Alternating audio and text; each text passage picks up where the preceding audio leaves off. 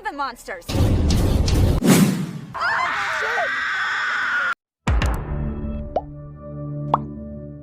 وبيبدأ الفيلم مع جروب شباب وصبايا صايعين ضايعين وعاملين حفلة على الشط وعم يحتفلوا ويعملوا تحديات ومقالب ويغنوا ويرقصوا وعم يصرخوا وعاملين ضجة كتير على الشط وأجواء صاخبة كتير، والكل عم يعمل كذا مزة مع حبيبته وكلهم بيكونوا مبسوطين كتير وعم يتصوروا. بس بيجي واحد من الشباب واسمه ميتش وبيطلب منهم يضبوا موبايلاتهم بكيس ويبعدون عنهم، لانه هاي قواعد الحفلة لحتى يستمتعوا باكبر قدر ممكن بالحفلة وما يلتهوا بالموبايل.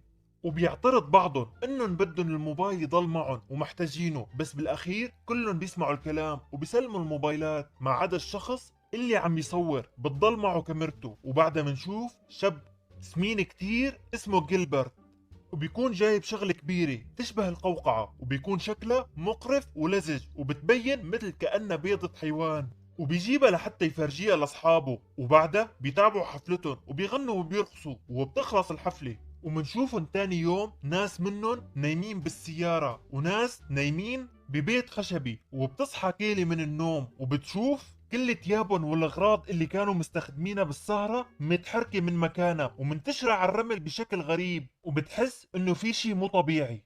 وبتنتبه انه البيضة الكبيرة مكسورة وفي طير عصيان بالرمل جنب البيضة ومو عارف يطير ابدا لحد ما بيبلعوا الرمل على الخالص. وهون كيلي ترعب وبتركض لحتى تحذر اصحابها وبتخبرهم انه في شي غلط بالرمل مثل كانهم عصيانين برمال متحركه، وبتصرخ وبتحكي لهم ما حدا يتحرك من مكانه. بس منشوف مارشا صاحبتهم كانت نايمة على مقعد خشب وبتصحى لأن مريضة كتير وما بتسمع تحذير كيلي، وبتنزل عن المقعد. أول ما بتحط رجلها على الرمل فجأة الرمل بيمسك رجلها ومارشا ما عاد فيها تتحرك بالمرة وبتحاول تسحبها كتير، بس الرمل بيمسك ايدها كمان وبتحاول تصرخ كتير وتطلب المساعدة، بس لو ساعدوها راح يتعرضوا لنفس المصير. بس واحد من الشباب اسمه فانس ما عاد بيتحمل وبيركض على الرمل، بس كمان رجله بتتثبت بالرمل وبيوقع على وشه وبصير يصرخ كمان لحد ما بينسحب لتحت الرمل. يعني بتعرفوا الوضع غريب، مين طلب منك تتمرجل؟ وبيكون الكل مرعوب وعم يتفرجوا كيف رفقاتهم عم بيموتوا، بس مو طالع بايدهم شي ولا عارفين يساعدوهم. وحبيبة فانس بتصرخ كتير وبتنهار بس ما بيطلع بايدها شي، وبيكون جون بده ينزل من السيارة ليساعد فانس بس تشان بتمنعه، وجون بيحكي انه هاي رمال متحركة. بس روني حبيبة فانس بتخبره لو كانت رمال متحركة كانت بس بلعت الاشخاص ما اكلتهم وشوهتهم بهذا الشكل. اكيد في تفسير تاني مثل تفاعلات كيميائية، وبيحاول جون يحرك السيارة لحتى يهربوا بس مع الاسف بتكون معطلة. وهون منشوف كيلي عم تمشي على الممر الخشبي تبع البيت وعم تقرب من الرمل وبتمد ايدها وبتشوف اشياء بتشبه الخيوط الناعمة عم تطلع من الرمل وتحاول توصل لايدها، بس هاي الخيوط ما فيها تبعد كتير عن الرمل لهيك بتحاول تبلع اي شيء عم بيلامس الرمل. وبعدها بيشوفوا جيلبرت صاحبهم محبوس ببرميل للقمامة وبصير يناديلهم حتى يساعدوه، بس هن بيخبروه انه يضل بمكانه الا الرمل رح يسحبه. وبالبداية بفكرهم عم يمزحوا معه ويضحكوا عليه، بس مع ذلك بيسمع كلامهم وبيضل بمكانه مع انه مو فهمان شو عم بيصير. وبيخبروه انه اصحابهم مارشا وفانس ماتوا اول ما لمسوا الرمل وبيضل كل واحد منهم بمكانه بدون ما يلمس الرمل، بس بيكونوا مرعوبين كتير لان امبارح كانوا سهرانين وعم يرقصوا كلهم على الرمل عادي، بس اليوم كل شي تغير. بس بينتبهوا فجأة انه كل اصحابهم اللي كانوا نايمين على الرمل ماتوا وما ضل الا هن الاشخاص اللي بالبيت وبالسيارة، والشخص اللي بالبرميل اللي صار بسببه كل هالشي لانه هو اللي جاب البيضة اللي جابت لهم المصايب. وبينتبهوا انه البيضة مكسورة وفي كائن طلع منها، وهذا الكائن هو اللي عم يسبب كل هاي الكوارث وانه عايش جوا الرمل. وبيحاولوا يكتشفوا المكان اللي عم يطلع منه هذا الكائن وكيف ممكن يتحركوا بدون ما يتعرضوا للخطر. وبتبدأ كيلي ترمي أكل على الرمل لحتى يعرفوا يحددوا الأماكن الآمنة، وبالفعل بيشوفوا مكان الأكل ما عم ينسحب منه شيء، بس مع الأسف هذا المكان كتير بعيد عنهم. وما راح يعرفوا يوصلوا له، يعني ما استفدنا شيء. وبعدها بيجي طير وبيهدي على الرمل جنب جيلبرت، بس فورا الرمل بيسحبه وبياكله. وهون جيلبرت بيصدق الشيء اللي كانوا عم بيحذروه منه. وبعدها بنشوف جون مزعوج كتير وعم بيحاول يفكر بأي حل، ولهيك بيبعد عن السيارة شوي وبياخد معه ألواح التزلج الخشب وبيمشي عليهم لحد ما يوصل على مقعد خشب. بس بيتحرك لوح التزلج وجون بيحاول يسيطر على أعصابه لحتى ما يلمس الرمل، بس مع ذلك بتطلع الخيوط الشفافة من الرمل وبتلتصق على بطنه. بس جون بيقفز فورا على المقعد وبيتخلص من الخيوط، بس مع الأسف كان في جرح مكان كل خيط، وبتصير الجروح تكبر أكتر وأكتر. وجون بيصرخ من الألم الشديد وبيخبرهم انه الألم مثل لسع قنديل البحر بس اكبر بكتير. وبعدها بيتمالك حاله وبيحاول يصحى وبيدور على شي ياكله بشنطة صديقته وبيلاقي موزي، بس من سوء حظه الموزة بتوقع من ايده على الرمل وبيحاول يمد ايده فورا وياخدها، بس بينتبه انه هاي الخيوط ما طلعت وبصير يمرر ايده على الرمل وما بيشوف شي. وبيعرفوا انه في مكان ما عم تطلع منه هاي الخيوط، وبيكتشف انه هذا المكان هو اللي كانوا مولعين فيه نار بالحفلة امبارح. وبيقفز جون على المكان اللي كانوا مولعين فيه نار وبالفعل ما بيصير له شيء. وبيخبرهم انه نقطة ضعف هذا الكائن هي النار، وبياكل شوي من الموزة وبيرمي الباقي لجيلبرت. بس بنشوف انه الحروق بجسم جون صارت اكبر واكبر. وجيلبرت بيخبرهم انه كل الموبايلات موجودين بالشنطة بسيارة جون. وهون روني وتشان بيسندوا بعض لحتى ما يوقعوا على الرمل وبيحاولوا يوصلوا للشنطة، بس مع الأسف لأن سوء الحظ ملاحقهم تخبط الشنطة برجل روني، وبتكون لازم تبعد شوي عن السيارة لحتى تعرف تفتح الشنطة وتاخد الموبايل منها. ومستحيل تقدر تبعد لأن رح تضطر توقف على الرمل وتموت. وبتحاول تتمالك أعصابها وتبعد عن الشنطة بدون ما تنزل على الرمل، بس بتتزحلق رجلها وبدل ما توقع على الرمل بتتمسك بباب الشنطة وبتتسكر على ايدها وبتصرخ من كثر الألم. وبنفس اللحظة تيجي سيارة شرطة وبصيروا ينادوا عليه لحتى يساعدهم، بس بيحذروه انه مو لازم ينزل ويضل بالسيارة ويتصل بالدعم فورا. بس الشرطي ما بيرد عليهم وبيفكرهم سكرانين، لهيك بينزل من السيارة وبيتمشى على الرمل عادي.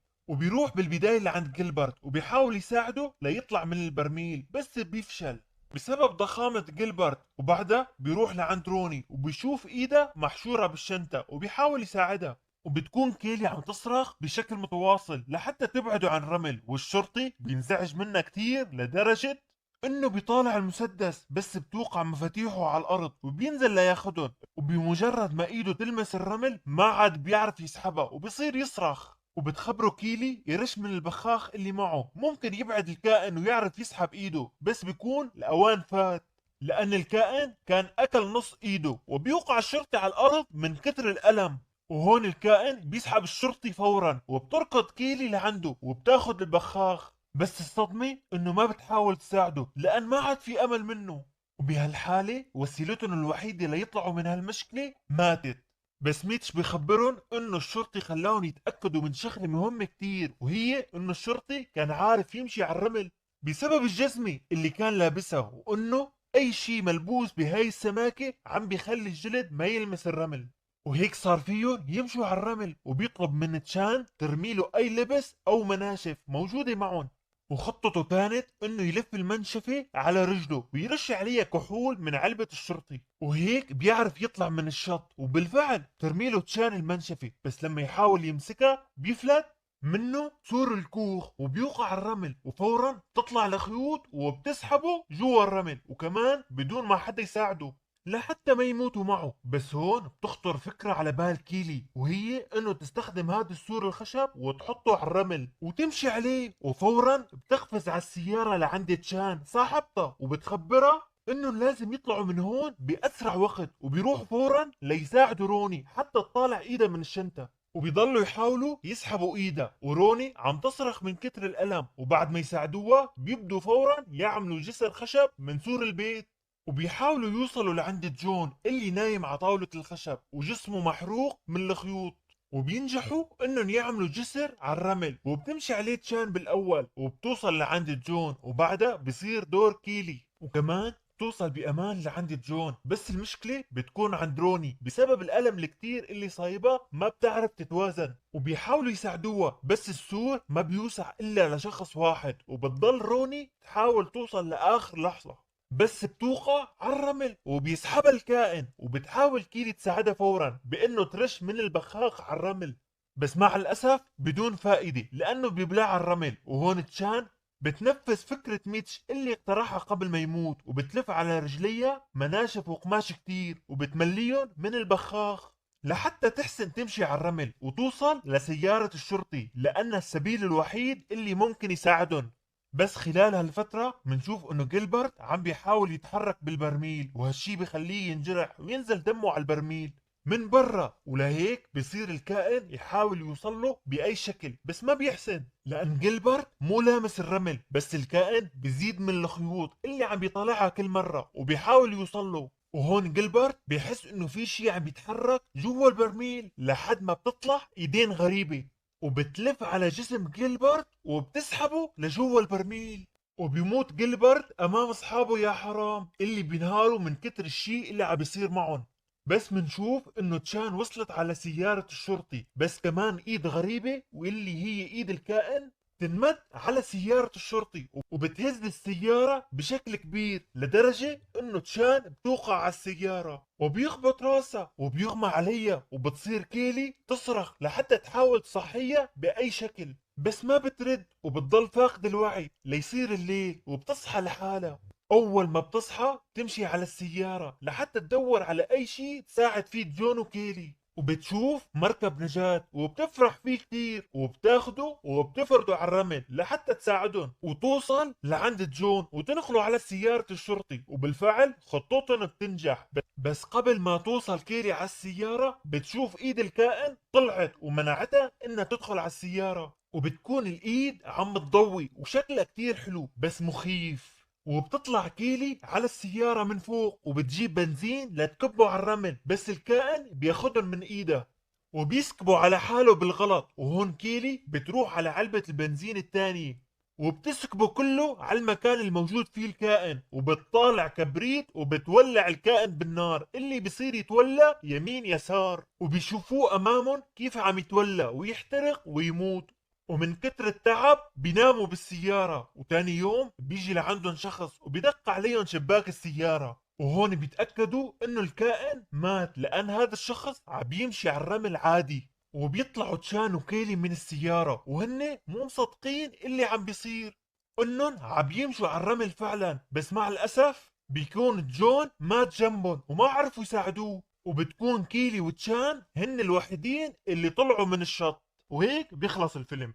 لا تنسى زر اللايك والاشتراك، واذا عجبك الفيلم وحبيت تدعمني وتدعم القناة، اليوتيوب نزلنا ميزة جديدة اسمها تشكرات بتخليك تدعمني ويطلع تعليقك بشكل مميز جدا. كان معكم نوردن، يلا سلام يا احلى عيلة، منشوفكم بالفيديو الجاي.